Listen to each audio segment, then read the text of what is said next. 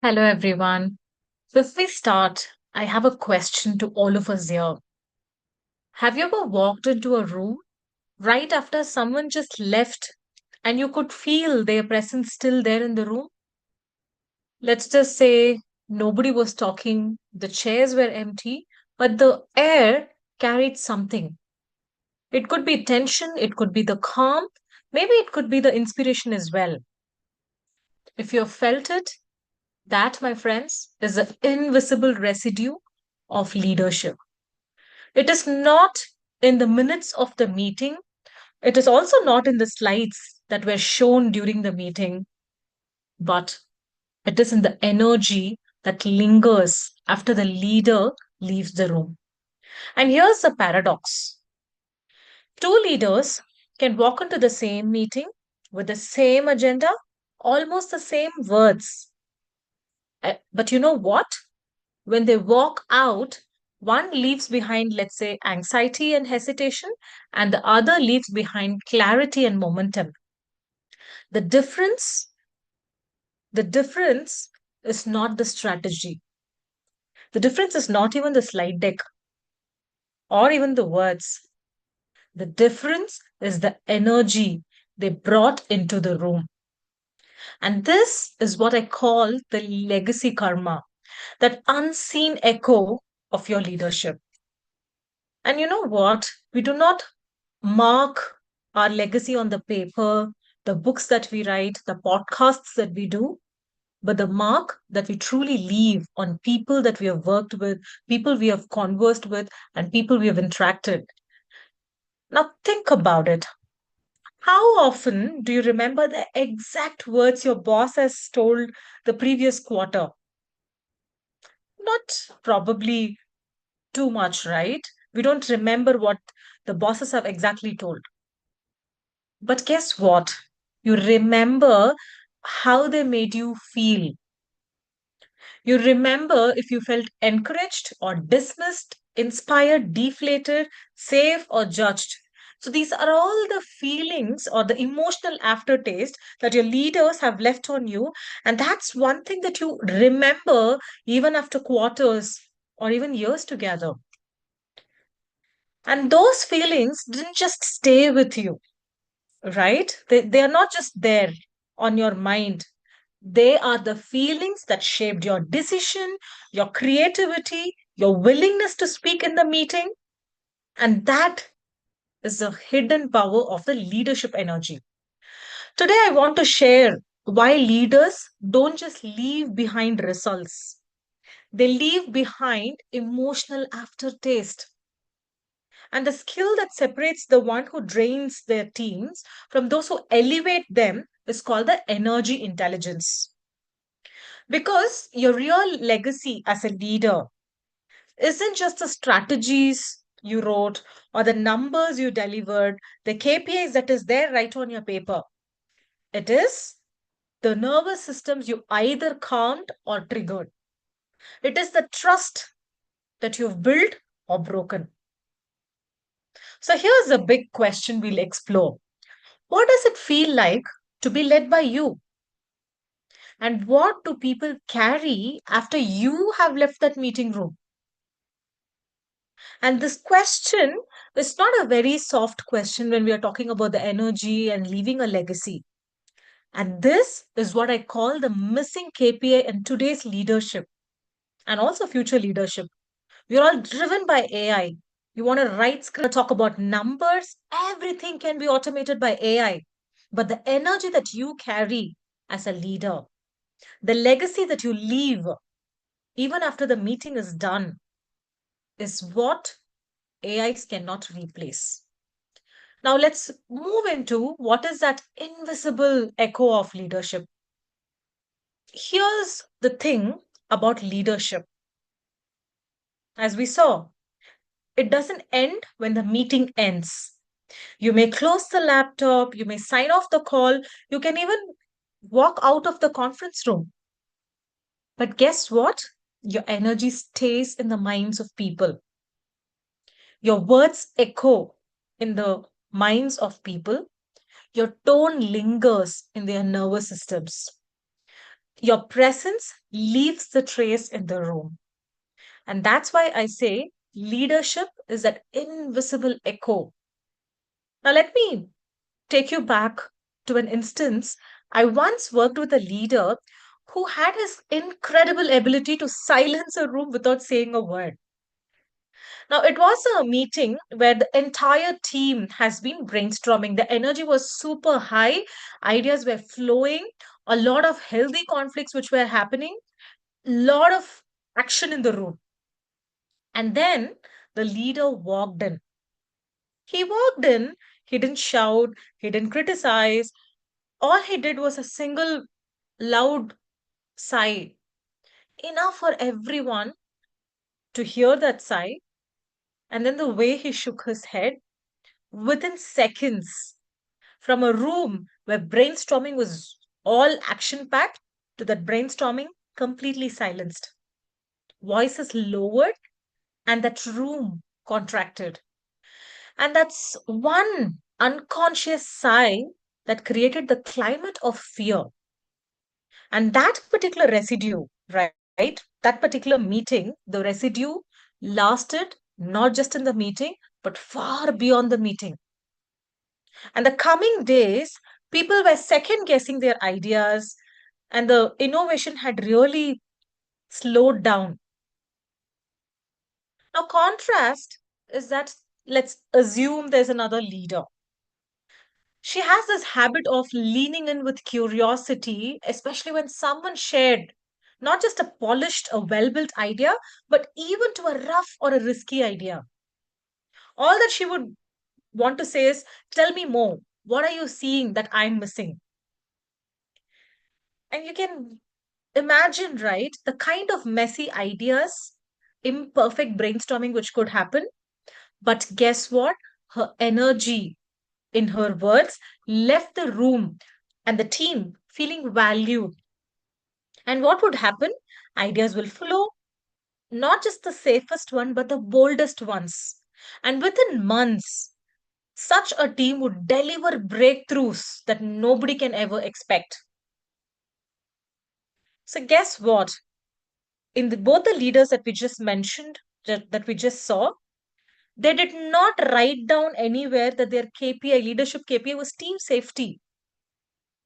But what really happened? One leader left anxiety and another leader left behind courage. And that is the very essence of leadership.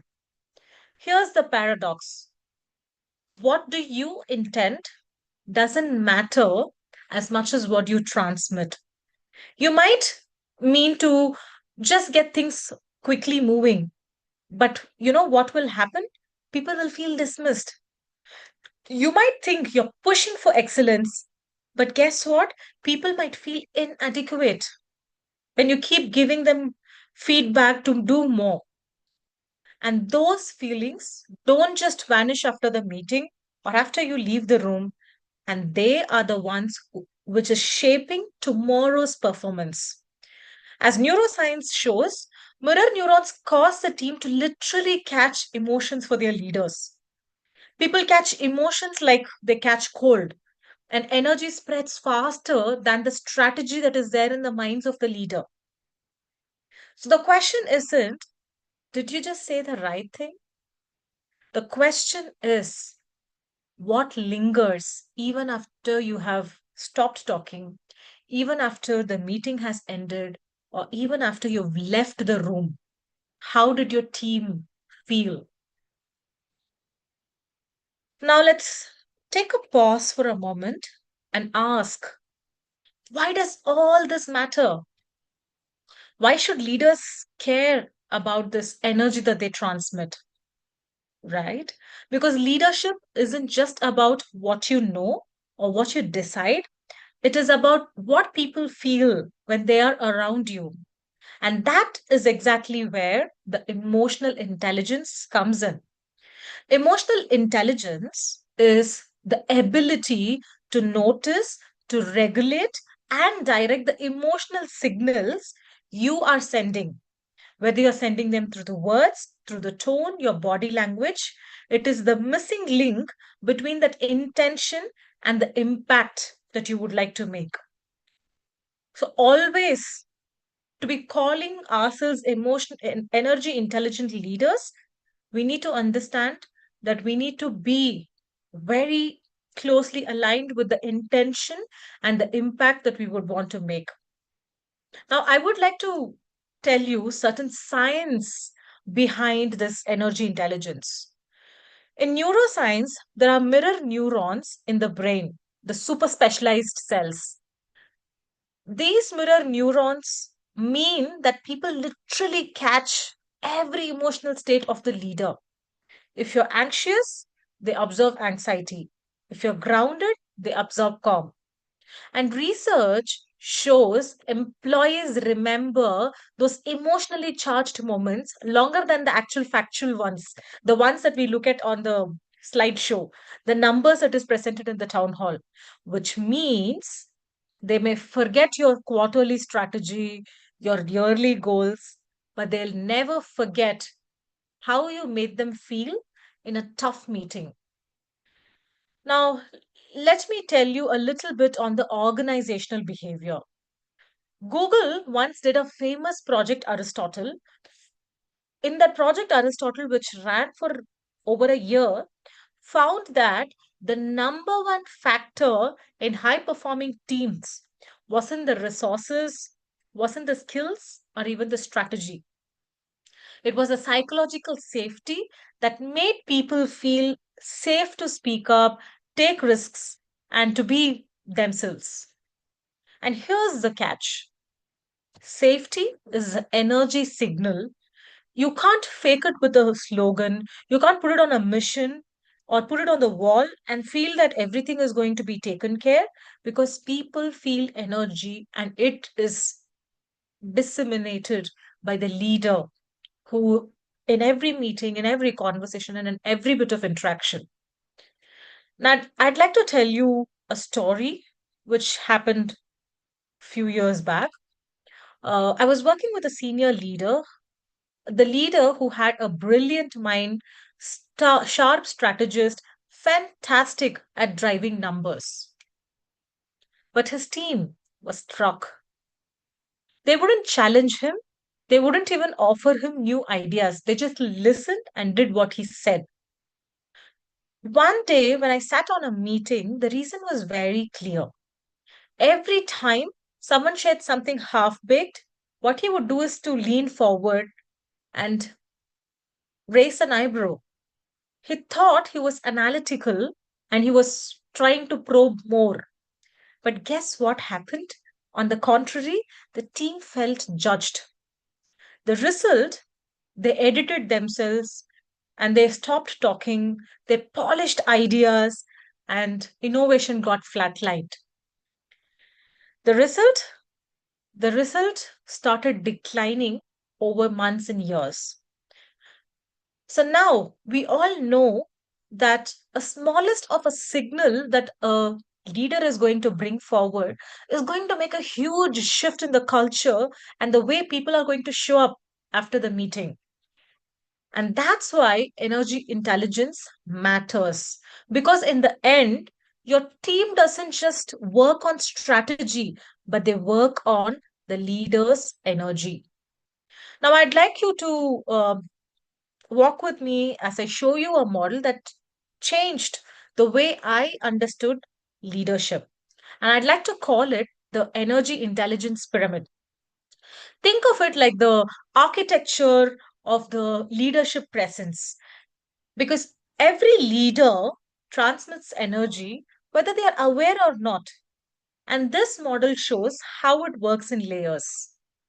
And if we like or not, everyone present here today are going to transmit some kind of signal, and at the same time we are processing signal that we are receiving from other people.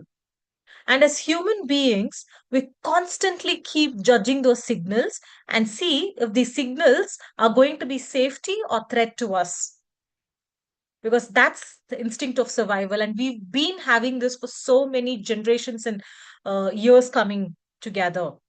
The moment Our brain is to signal that you are in a threat, and you do not need a fire alarm or a tiger sitting next to us to sense the threat. It takes as subtle as the boss's tone of voice, and that will be triggered as a threat in the mind, and hence the body goes into this amygdala hijack, and hence we lose our logical processing. So now let's go back to the pyramid of energy intelligence. At the base, we call it the unconscious energy. This is the bottom of the pyramid. This is the baggage that is carried by the leader into the room. When I say baggage, it is the old stories, unresolved stress, fears from the past, childhood trauma, and these collectively starts leaking from the leader in subtle ways, like the tone, the posture, the facial expressions. They just get triggered if anything happens in the meeting, and they go back to their previous baggage that they carry. For example, a leader might have a deep seated fear of losing control. They don't say it really loud, right? But in meetings, they micromanage every detail. And the anxiety of the leader now becomes team's operating anxiety. How about a leader who is deeply insecure about his strengths? Now, anybody in the meeting subtly questions his abilities, he instantly turns defensive. And imagine the energy that he is leaking because of a trigger that had triggered some of his childhood trauma. The thing is that he might have done it once in the meeting, but this is going to shape the outcomes of the way team will show up. It shapes the culture of their team. I once worked with a leader who never yelled, but he sighed constantly in the meetings. Just one sigh, and the room went quiet.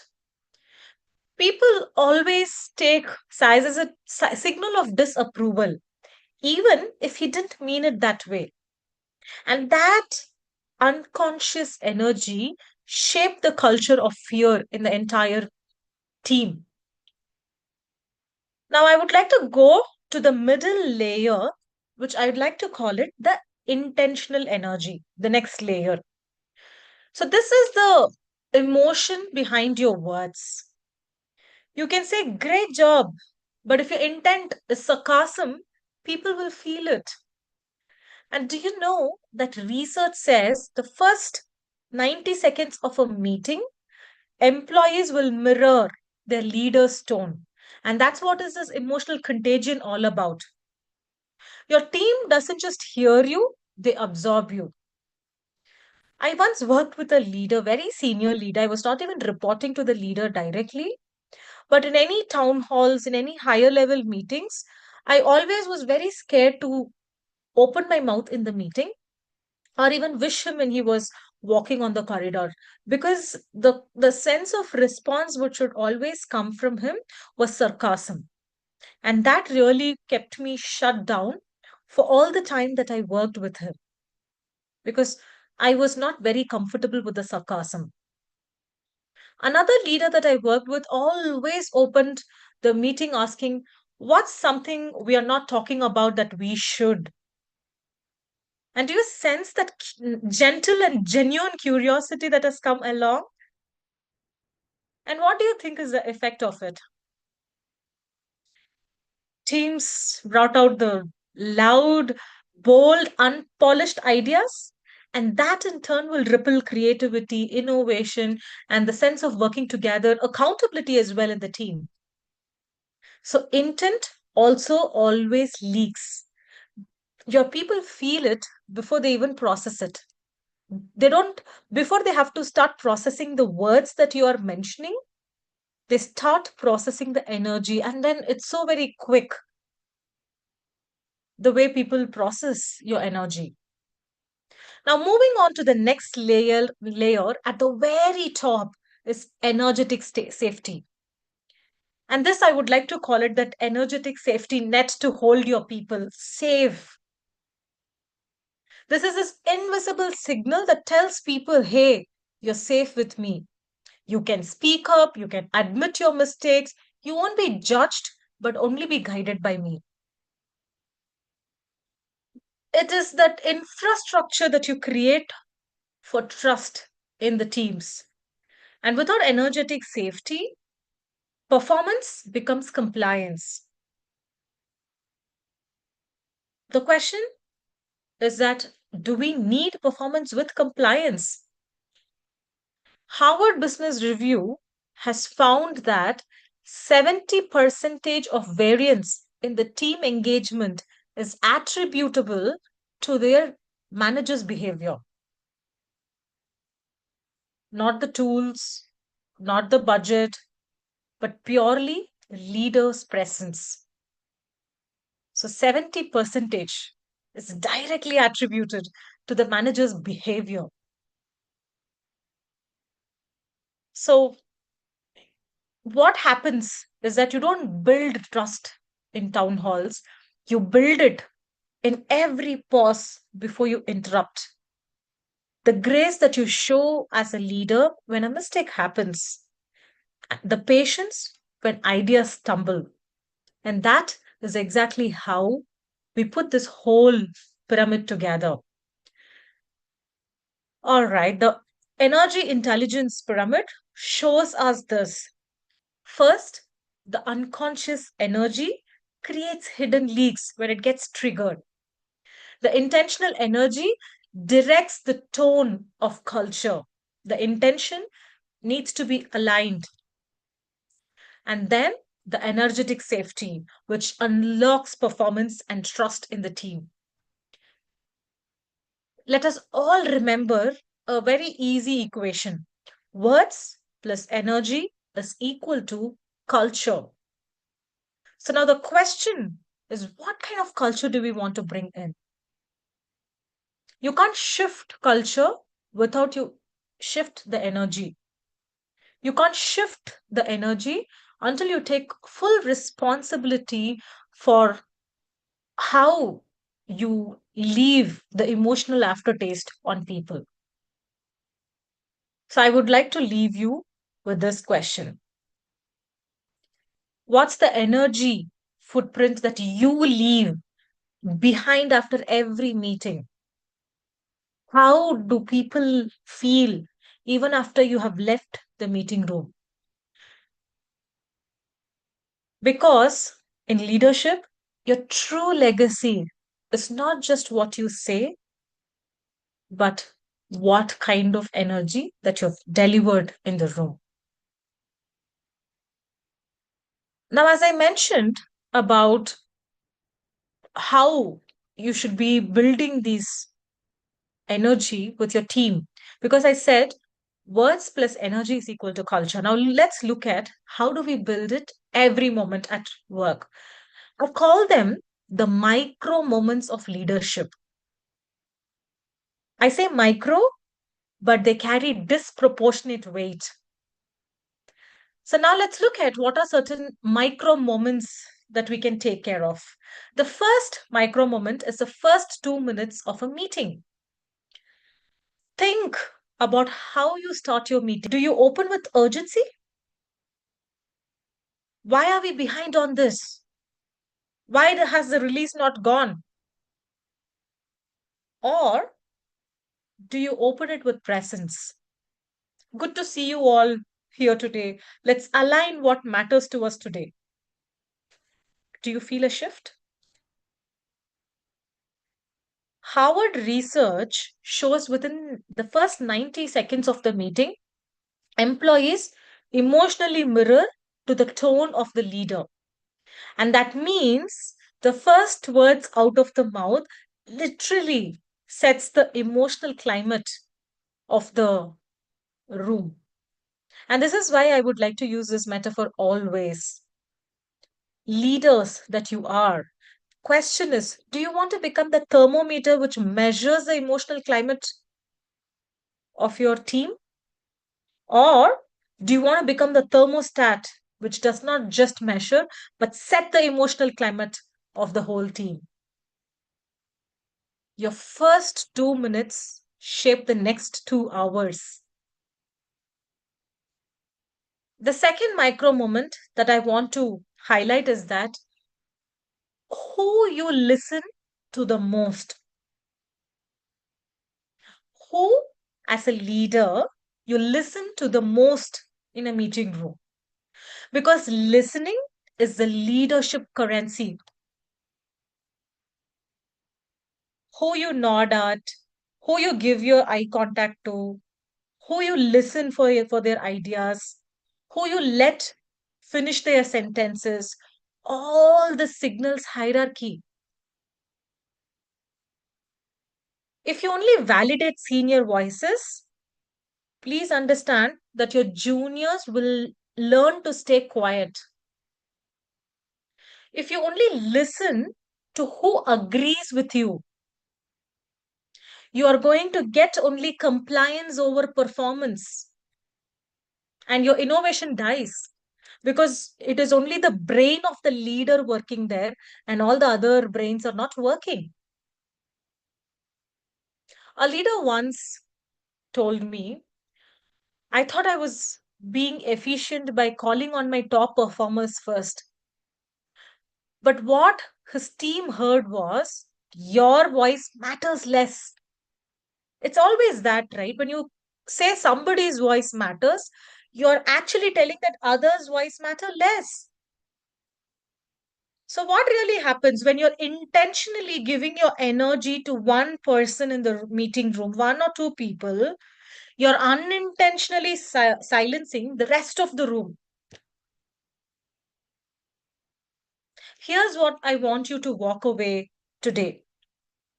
Every glance, every glance as a leader that you give is a green light or a red light to someone's voice.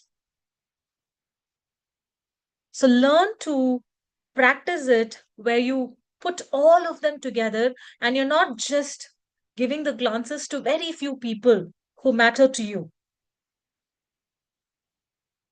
The third micro moment that I would like to talk about today is the first response to bad news.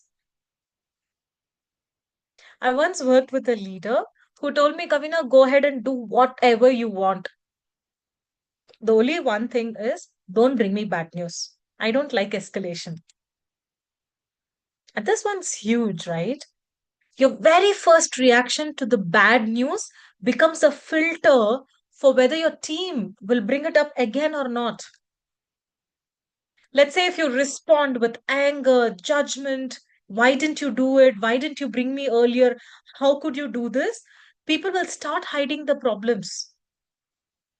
On the other hand, if you start responding with curiosity, hey, thanks for raising this early. Let's get this sorted together.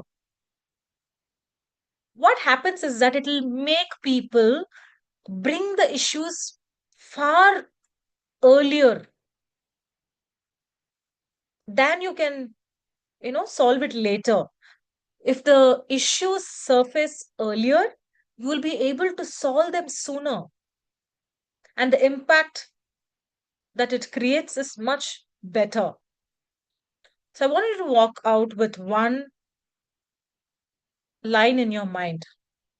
Your first reaction to the problem becomes the future behavior of your team. Now, the fourth one, and a very important one, is how you handle dissent.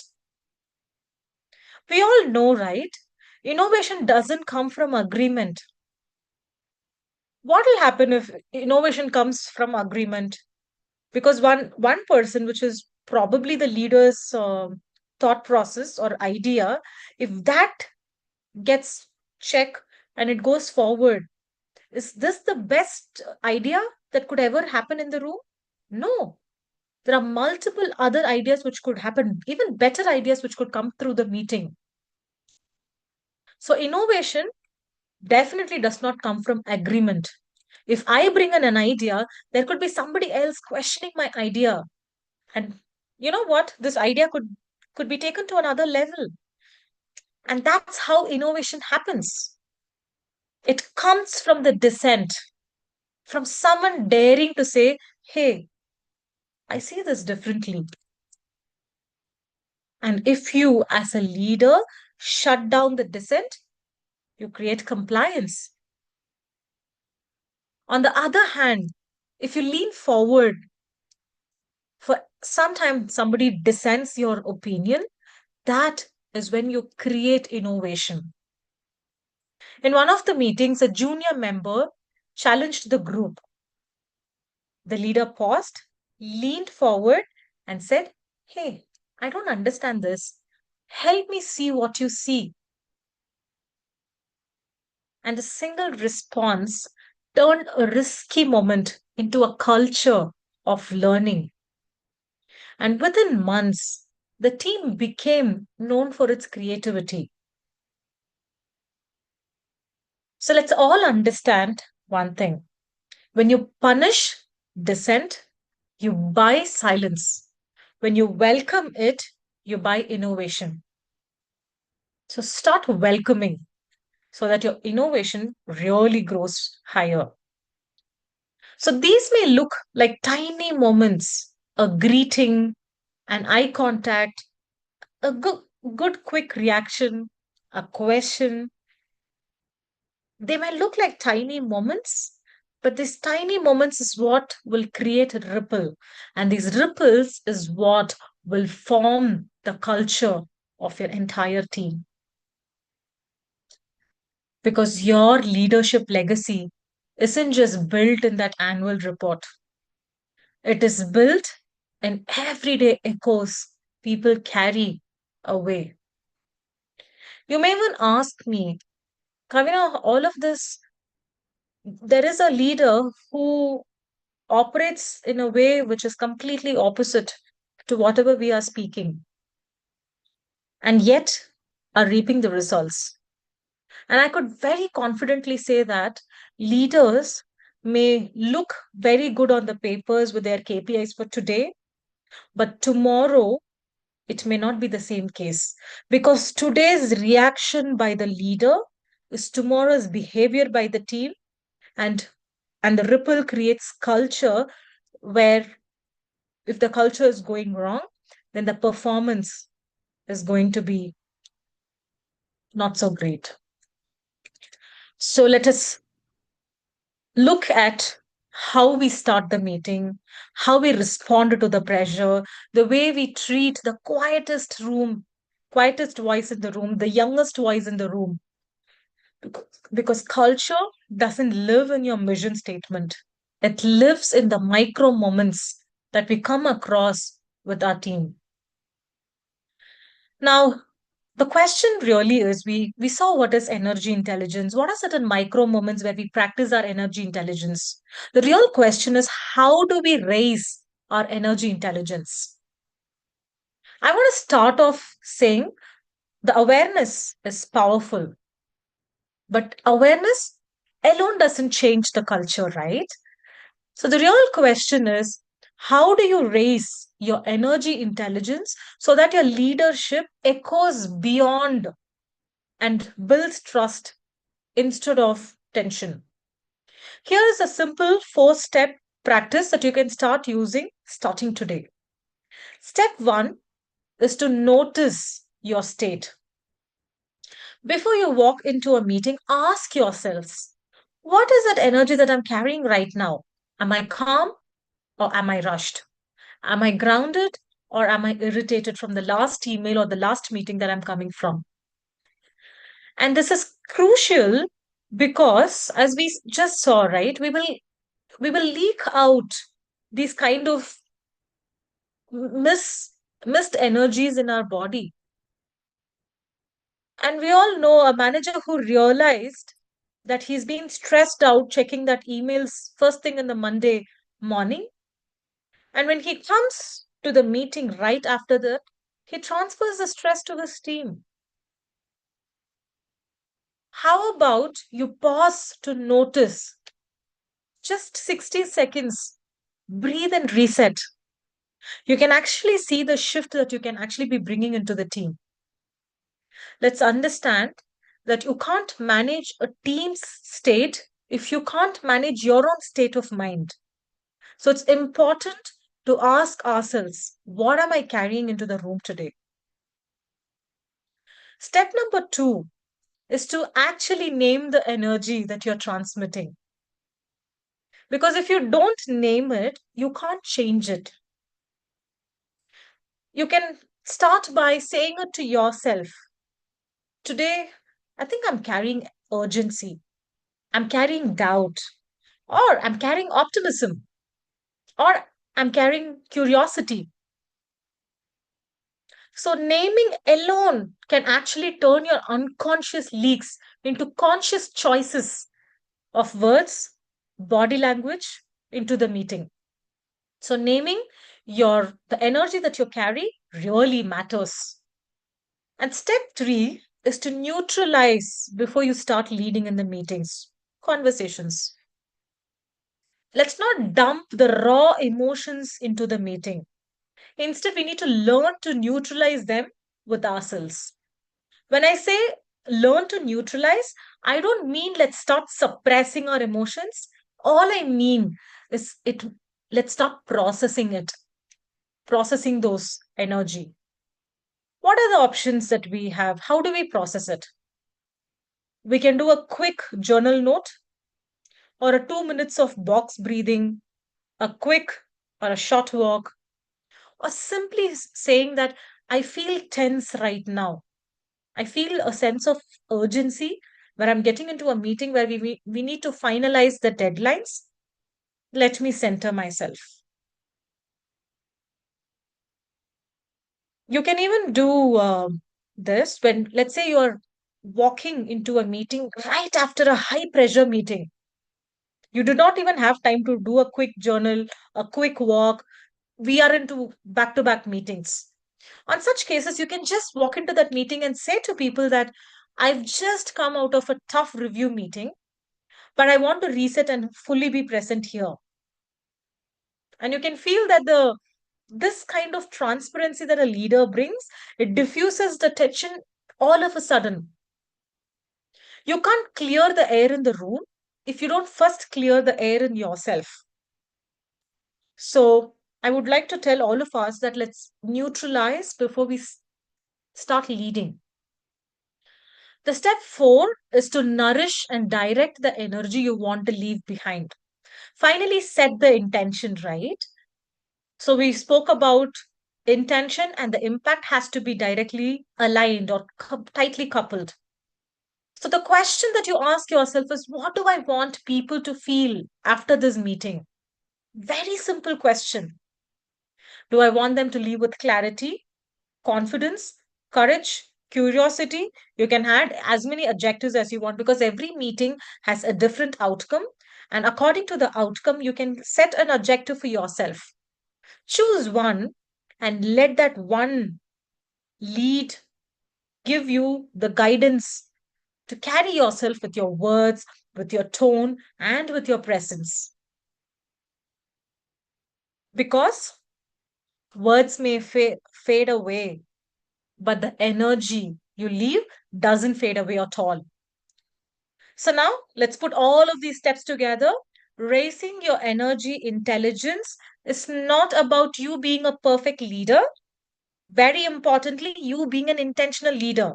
So, step number one, start noticing your state. Name what you're transmitting, the energy that you're carrying. Neutralize before you lead. We just saw quick examples as to how we can neutralize.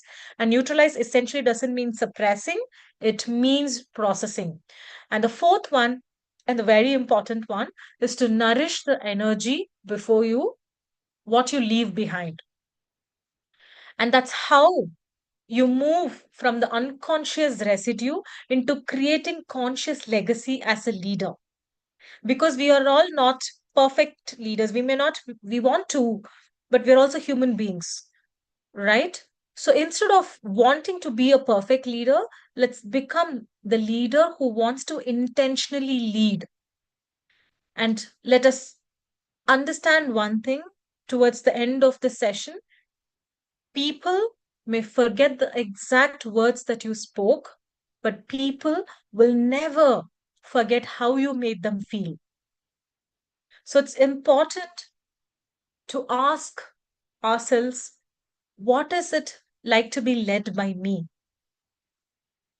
How does it feel for my team to be led by me?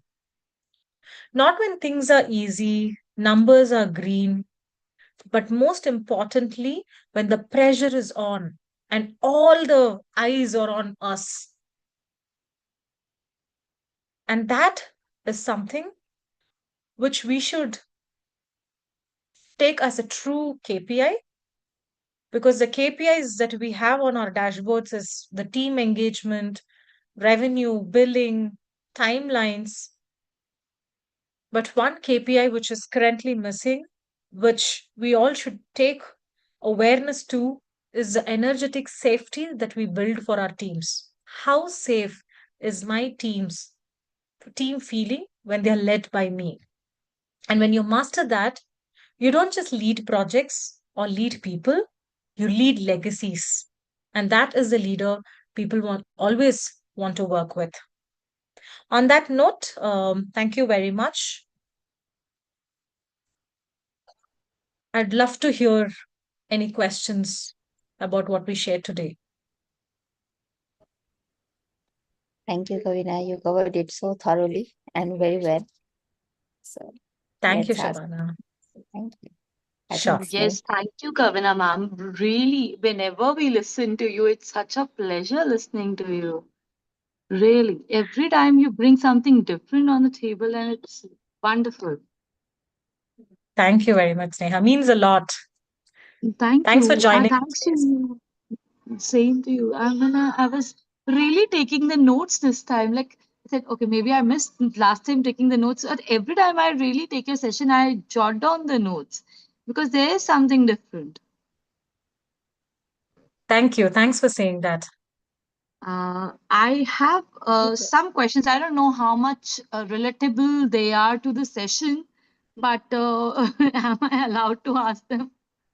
Please do. It's okay, even if it's not related to the session. I'd love to answer to what I know. Yeah, I would like to ask you where you have talked about these this energy shift. We've talked about this energy thing. This is relatable to the training modules also, where the trainers go to colleges, schools to deliver their lectures. They can also use these Yes, techniques in their energy shift very much. where they can. So we can also relate to this. Not only it is related to the boardrooms and meetings, it is over there too. Yeah. Absolutely, Sneha.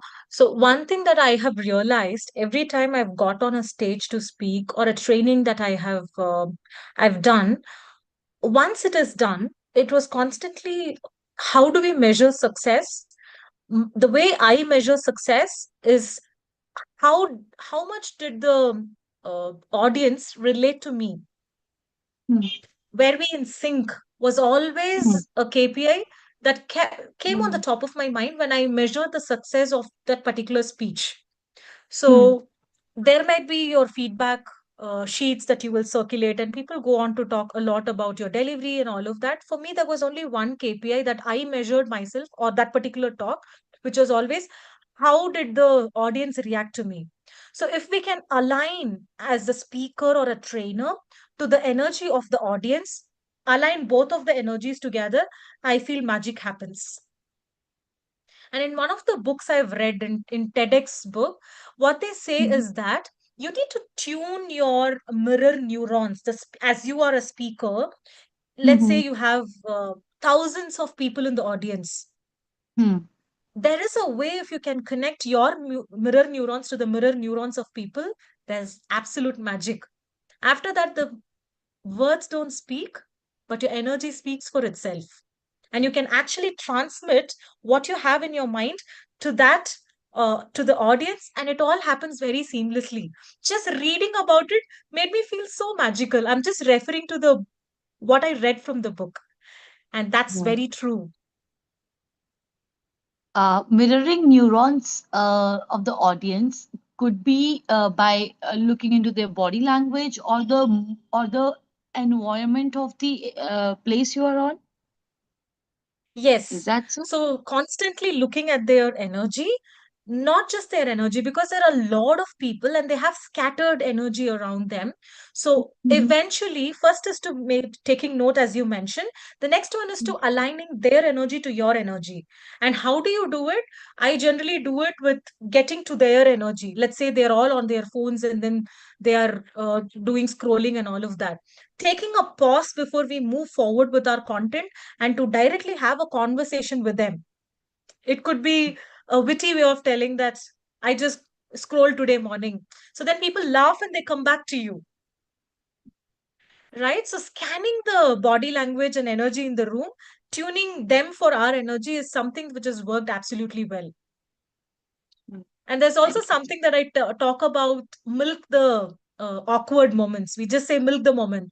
So what happens is that there's very awkward thing that happens in the room, right? If you can just crack it spontaneously as a speaker, again magic happens. People will be more tuned to you.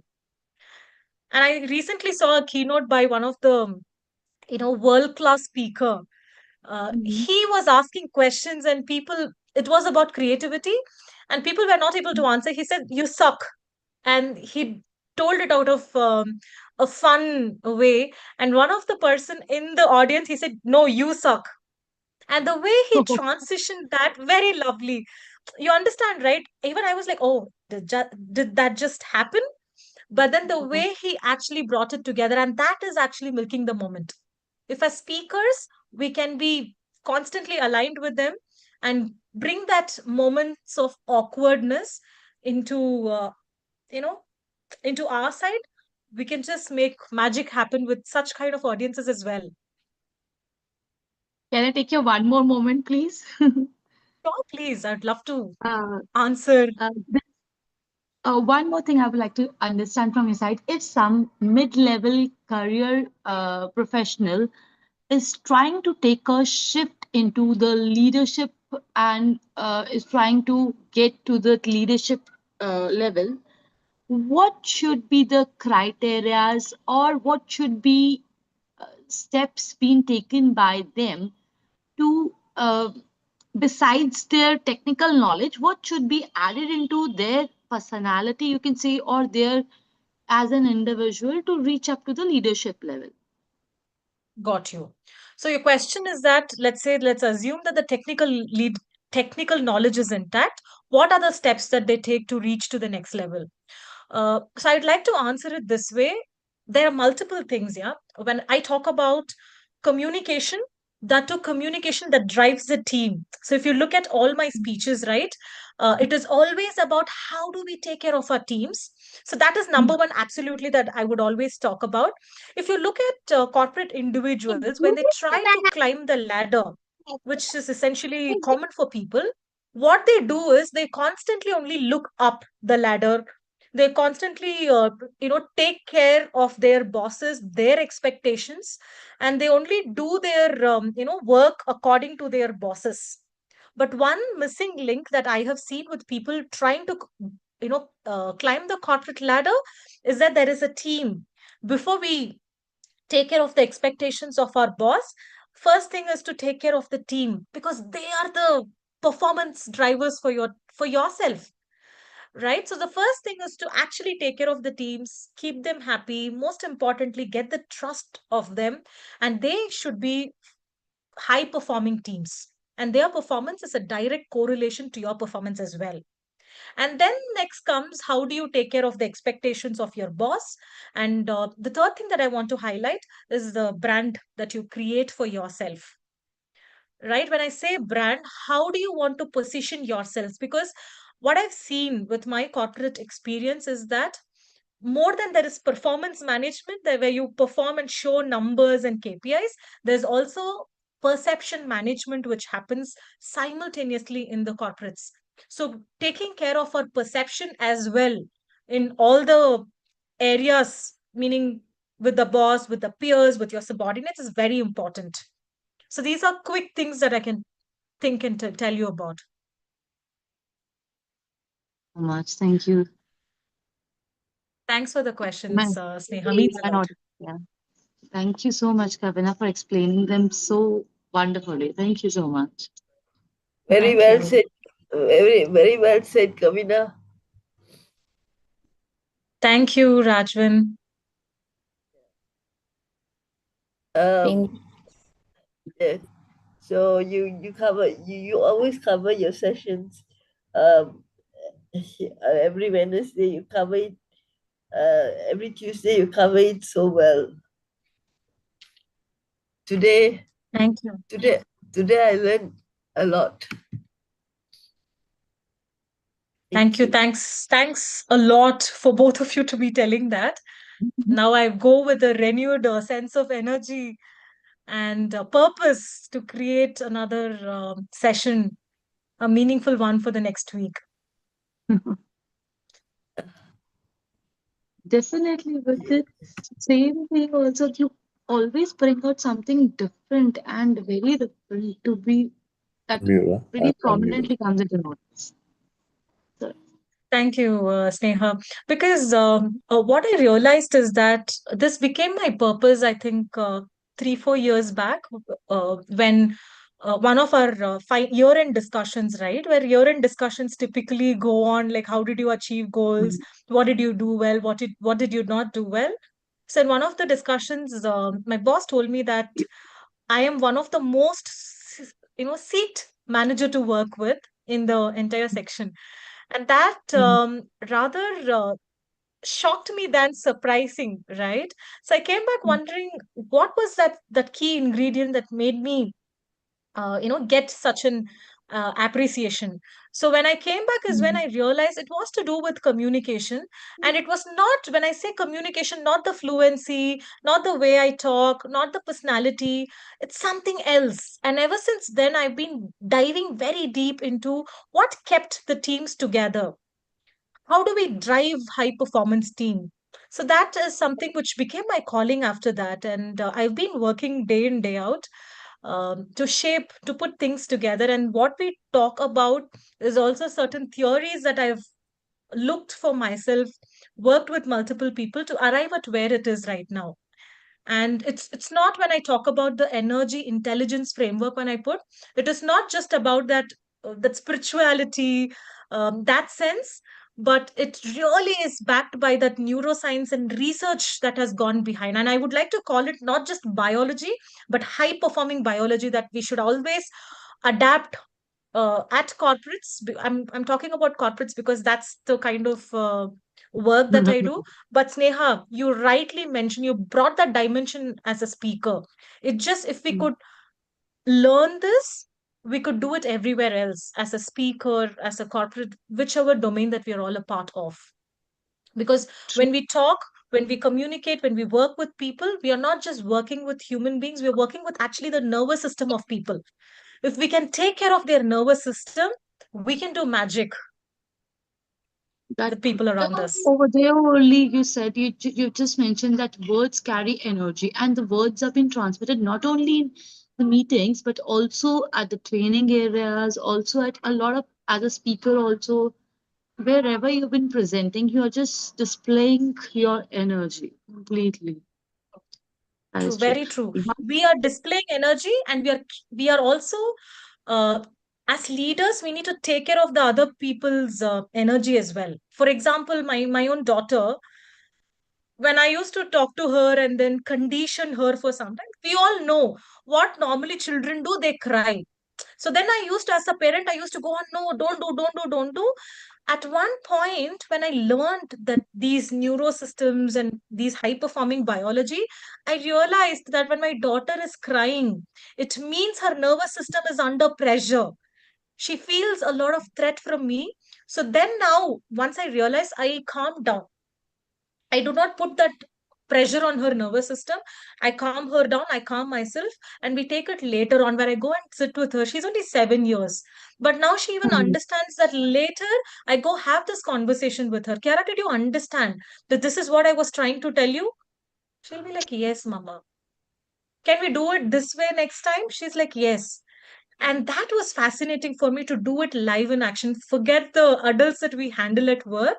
This tiny human understands that, and I have been doing parenting all the time wrong, is what I realized when I started understanding that as leaders, we work with the nervous system of people.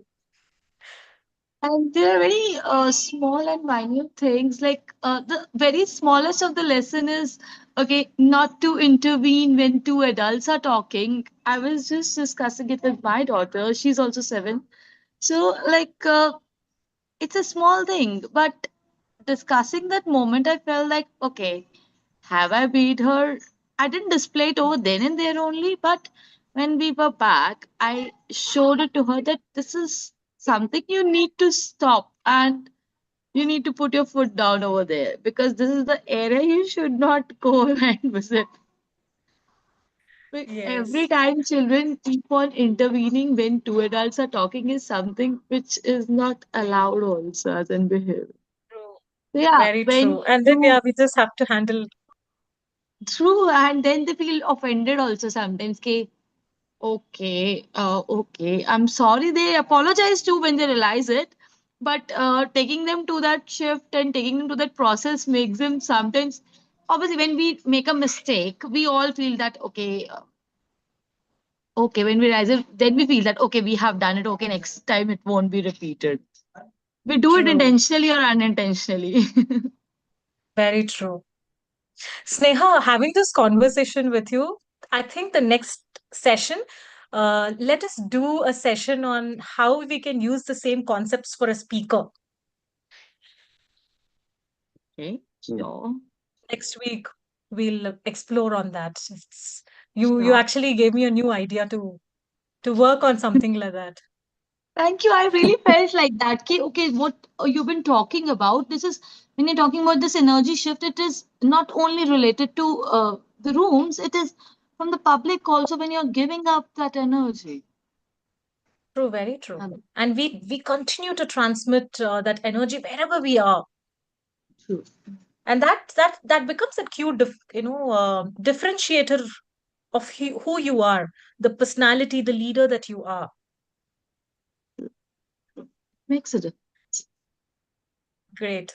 Earlier, we Thank used to you. think that it does depends upon someone's looks and presentation, how person is dressed and how person walks in. But it is really not about that. It is really not about that. When you feel high about somebody's personality and thing, it is not at all about their words. It's just about this energy. Absolutely. It just so coincidentally it happened today to me that today I was not feeling too well. I wasn't dressed at all to work today. I was just having a big shawl because it was slightly, the AC was True. cold, and I did Mhm. not even want to show my face to anyone today. That's how I felt. I was not dressed at all. But can you believe a person actually walked up to me and said that I observe you a lot and uh, you dress up really well. Mhm. And I was like, really? Because today, yeah, I try, is what I told. You Uh, do you?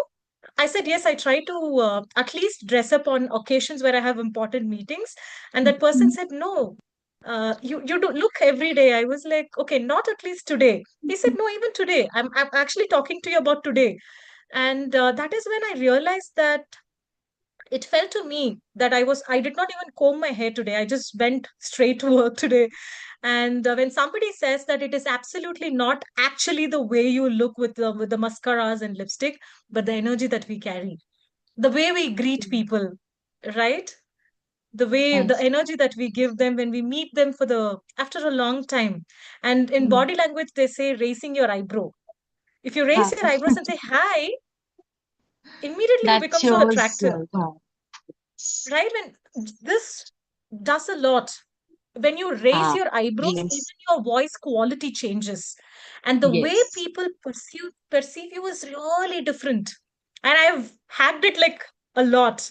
And when you put it Mm. down, again your voice goes to that bass voice, and then you sound like a leader, right? And this Mm. eyebrows we can hack, and we can do multiple things where we can quickly and instantly turn to be the leader that we want to be.